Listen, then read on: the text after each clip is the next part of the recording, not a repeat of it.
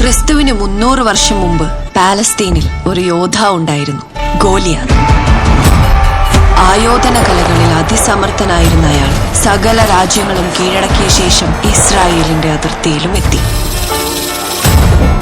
രാജ്യം വിട്ടു നൽകി അടിയറവ് പറയാത്ത രാജാവിനോട് അയാൾ യുദ്ധം പ്രഖ്യാപിച്ചു. I won't take any chances. I will crush you in the ring.